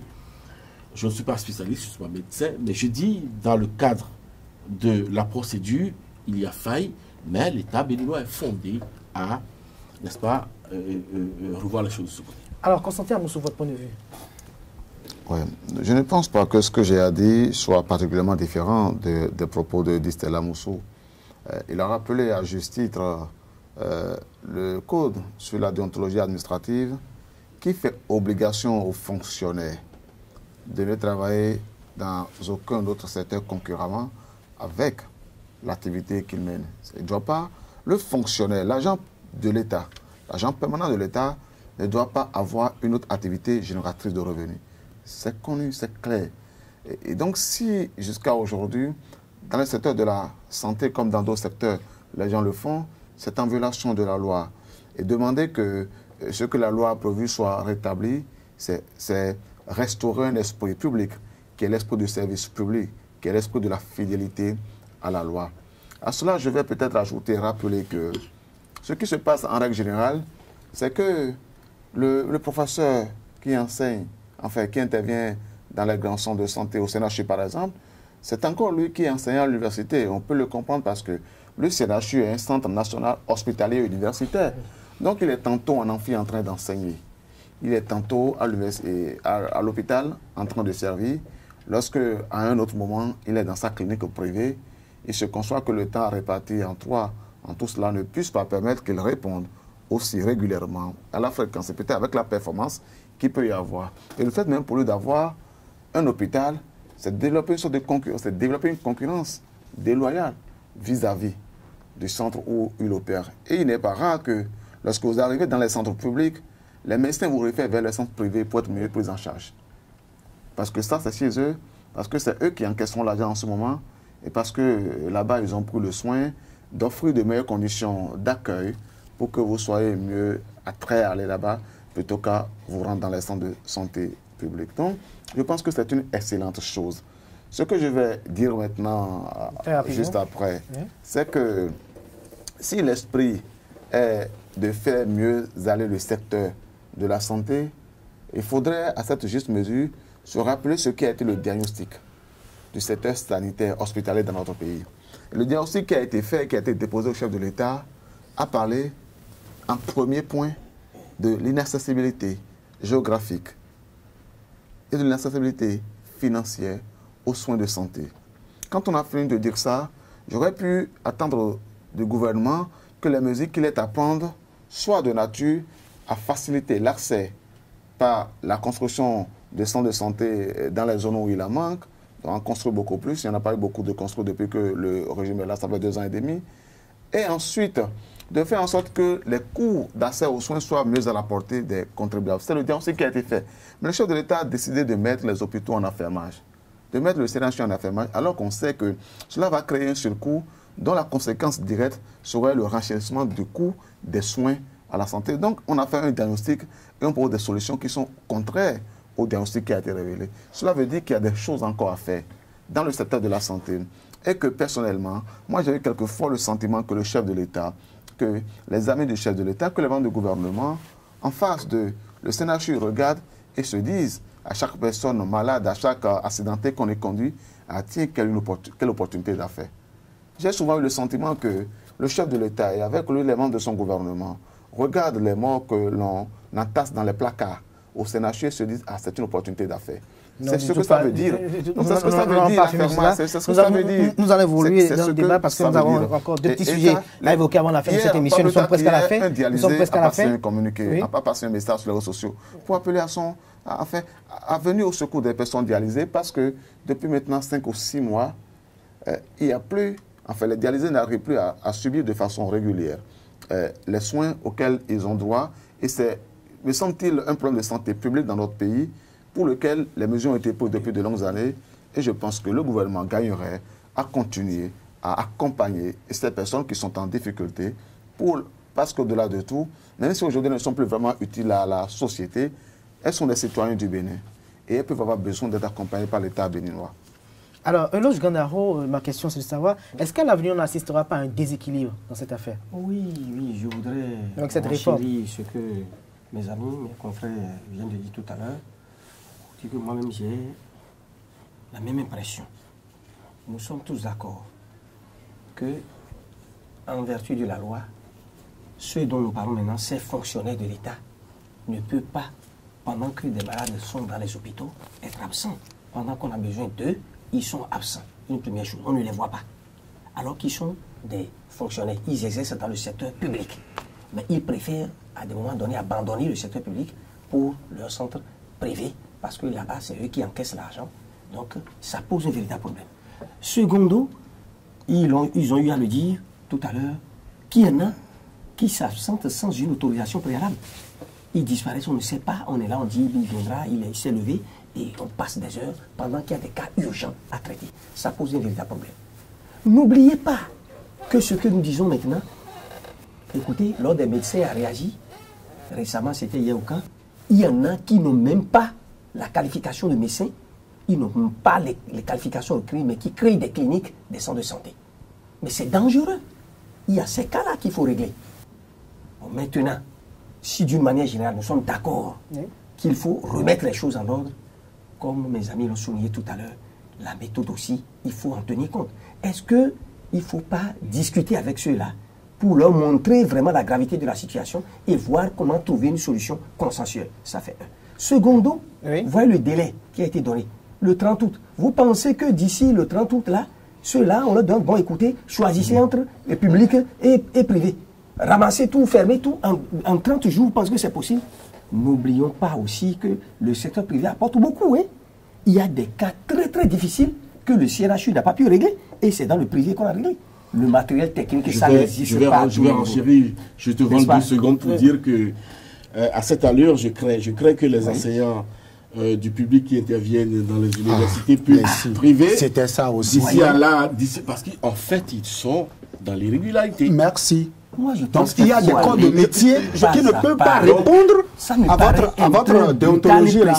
D'accord. C'est la loi. Et puis voir comment régler le problème. Mais le délai imparti là, écoutez, on arrache les autorisations, c'est pas possible. Ceci, cela. Non, c'est trop précipité. Non, je pense que le gouvernement peut-être va voir la chose et évaluer les choses. Nous sommes presque à la fin de cette émission, mais nous allons parler très rapidement. Il y a un sujet qui a été évoqué à l'entame de cette émission. Je vais recueillir très rapidement vos impressions par rapport à cela. Il s'agit des nominations de 2 anciens très proches collaborateurs du président Boniaï qui ont été promus par le président Patrice Talon, Casimir Pédio. Comment vous appréciez cela? Très rapidement. Vous voulez parler de Louis-Philippe Roundéon. vous savez, c'est un fils du Bénin et c'est notre agent qui a servi à sa formation. On ne peut pas le mettre. Non, il n'est pas Boni Yahi. Laissez à faire. C'est le Bénin qui gagne après tout. C'est le Bénin qui gagne. Si le monsieur il est compétent, et c'est ce que nous disons au niveau donc des médecins, si le monsieur, sa compétence, on n'a pas trouvé et que c'est lui qui va le faire, c'est pas parce qu'il a vu du jaune au cours d'une conférence de presse que forcément il est du jaune. Okay, si c'est sa compétence, il vient monnayer sa compétence. Maintenant, la question, je crois que le deuxième, c'est concernant la justice. Bon, on a voté ici, il y a un adage chez moi qui dit il y a trop de coïncidences dans cette affaire-là. On a voté une immunité parlementaire et on nomme quelqu'un pour là-bas. Moi, c'est bizarre. Je trouve ça bizarre. Il faut que le chef de l'État cesse d'être bizarre. Nomination de 2 anciens collaborateurs de Boni Yahi. Mais écoutez, ce pays, notre pays cher, le Bénin, a besoin de tous ses enfants pour se développer. Et il me revient à l'esprit une phrase du président, pas du président, du Premier ministre Soglo, au sorti de la conférence nationale des forces vives de la nation, mais qui, après moult consultations, a sorti les noms et les gens commençaient par bouder. Il dit, mais attendez, je ne vais quand même pas décapiter tous les Béninois et travailler avec leur corps, leur cadavre. Donc c'est dire quoi? C'est dire que il faut savoir se départir des intrigues politiques et utiliser, n'est-ce pas, la compétence de chacun. Constantin Amoussou. Est-ce que M. Louis-Philippe Roundéon et M. Kokovi Amoussou, il s'appelle. Oui, bien sûr, voilà. Je l'ai corrigé. Alors, allez-y très rapidement, nous sommes passés à la fin. Il s'appelle, étaient très proches de Boni Yahi. Ce sont des fonctionnaires de l'État béninois qui ont servi à des postes. Et donc, la nation a encore besoin d'eux. Encore que Rounokpa aussi était proche de Boni Yahi. On a vu aujourd'hui Rounokpa. Je ne sais pas. On ne peut pas savoir exactement. On n'a pas un indicateur de finir parce que nous sommes presque à la fin de cette émission déjà. Déterminer la proximité. Donc, ce qui était plutôt un problème pour moi, c'est que depuis 2 ans à peu près, M. Louis-Philippe Roundéon était à la maison. Comme si le fait pour lui d'avoir servi un chef d'État... Non, je vais rectifier pour dire que M. Rounokpa est général, et il a occupé la plus haute fonction, n'est-ce pas, de son corps. N'est-ce pas, directeur général de la police nationale. À partir de ce moment, il n'y a plus un autre poste. Il n'y a plus un autre poste, sauf qui... Non, c'est vrai. Parce qu'on ne peut plus le mettre. On l'a redéployé, non? On vient de le redéployer. Donc oui, mais à un poste supérieur. C'est ça, un poste nouvellement créé. Nous sommes à la fin de cette émission. Parce qu'il n'est pas le chef de... Constantin, allez-y. Il n'est pas le chef de... Permettez à Constantin de finir, s'il vous plaît. Constantin, allez-y très rapidement. Au demeurant, je retiens que M. Kokovi Amoussou et M. Louis-Philippe Roundéon sont 2 fonctionnaires qui servent avec loyauté. Abnégation. Peut-être même qu'indique avec la Constitution du Bénin. Celui qui les a nommés. Et c'est probablement cette qualité-là que Boni Yahi a vu et a aimé. Ils ne servent pas celui qui ou ceux qui les ont nommés. Laissez Constantin finir, s'il vous plaît. S'il vous plaît. Constantin, allez-y très rapidement. Constantin, nous sommes en train d'accuser du retard. Ils servent l'État, ils ne servent pas. Constantin, je vais vous arracher la parole. Vous savez que... Vous m'arrachez la parole parce qu'on me l'a arraché. Non, allez-y quand même. J'avais la parole. Distel me l'a arraché. Permettez à Constantin de finir.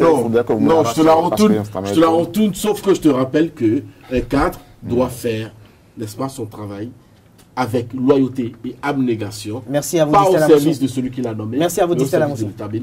Je suis fier de Distel. J'ai observé que ce qui fait penser et fait dire, qui fait même jaser, c'est l'idée que M. Louis-Philippe Roundéon et M.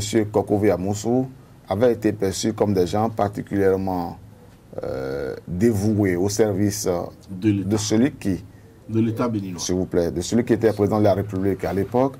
Et donc, les gens avaient peut-être raison de penser qu'ils étaient très proches de cet homme d'État. Et c'est peut-être cela qui a pu justifier qu'en 2 ans, pratiquement, on ait pu les voir à d'autres responsabilités. j'ai fini en disant qu'aujourd'hui, Merci. c'est le même zèle que Patrice Talon voudrait chez eux.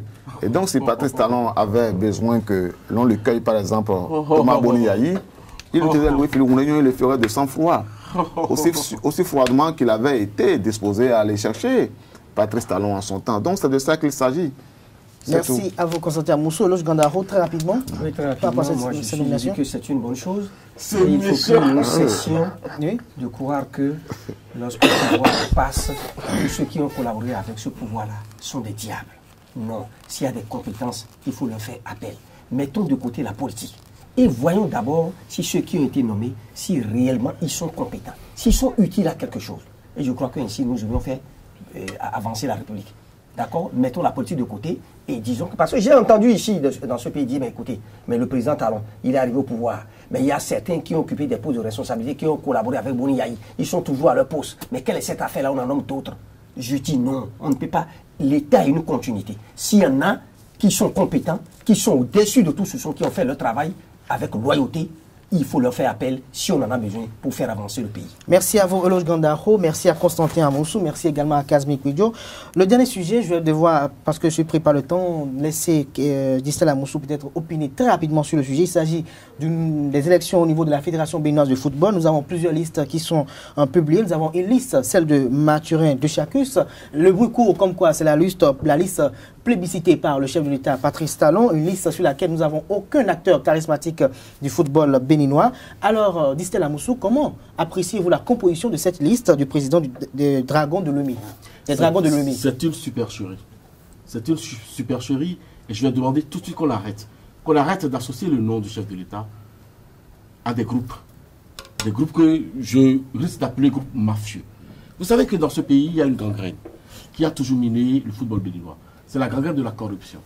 Et je n'ose pas croire. Je n'ose pas croire que mon jeune frère, ministre de l'État béninois, Ozat Romeki, soit empoché aussi par cette gangrène.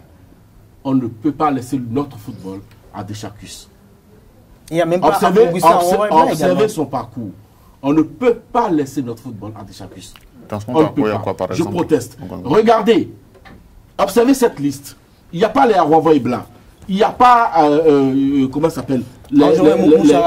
Angelou Moucharaf a déjà été mis de côté. Il n'y a pas les Didavi.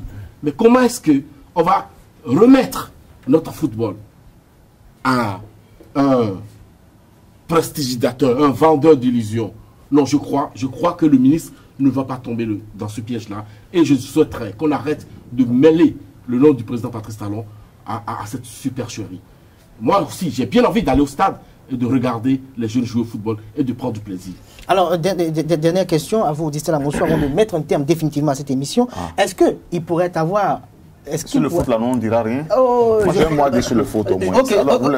Allez-y, Constantin. Alors, je pose Constantin très rapidement. On a des mois dit sur le football. Constantin, allez-y. C'est pas parce que Distel a dit que nous sommes d'accord. Nous sommes pris par le temps, Nous allons permettre à Constantin d'opiner et je vais finir cette émission. Allez, Constantin. Il y a globalement deux listes. Est-ce que vous pensez que le football béninois peut se développer sans Anjorin, sans Freddy Davi et le président Augustin Arambebla? C'est un piège. Moi, je ne suis pas. C'est un piège. Ceux qui ont mis sur la liste connaissent quoi au niveau de la CAF? Est-ce qu'ils maîtrisent les couloirs de la CAF? Qu'est-ce qu'ils connaissent au niveau de la FIFA? Je crois que c'est une supercherie. On met le nom du chef de l'État là. Je proteste. Je proteste avec véhémence et je crois que la corruption ne va pas emballer le ministre. Et je crois qu'il doit se réveiller pour arrêter ça. Je ne suis pas d'accord avec vous, Distel. Constantin, allez-y, Constantin. Vous voulez une pensée unique dans ce pays. Kazmi, je pense que Constantin veut réagir et peut-être il va opiner de façon diverse. Ce que moi j'observe, c'est que sur une liste, il y a M. Dechacus, dont on sait la proximité avec le président d'un parti qui est membre de... Maître Adrien Mbidi. Voilà.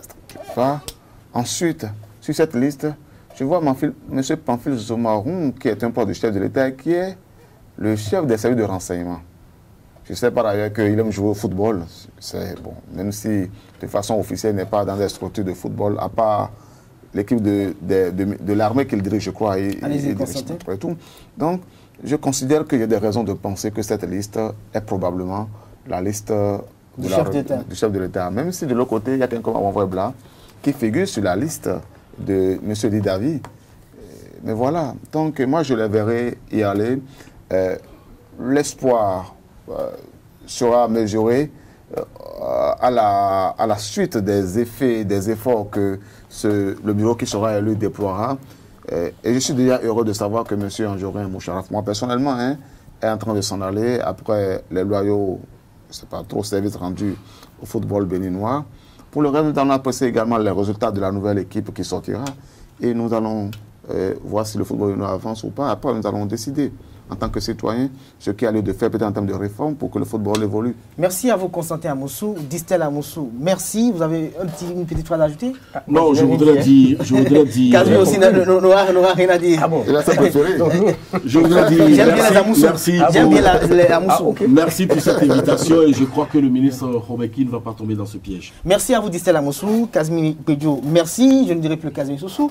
Constantin Amoussou, merci. Merci également à Eloge Gandako. Je rappelle que vous êtes respectivement chroniqueur, analyste politique. Il s'agit bien de Constantin Amoussou. Distel Amoussou est consultant média communication. Casimir Pedjo, directeur de publication du quotidien Nouvelle Économie, et Eloge Gandaro, directeur de publication du Grand Matin. Mesdames et messieurs, c'est la fin de l'Info de ce jour. Merci pour l'attention. Le rendez-vous est pris pour le samedi prochain. Si tout va bien, portez-vous bien et passez un agréable week-end en compagnie du programme sur les 3 www.télévision.com. Bonne soirée à toutes et à tous.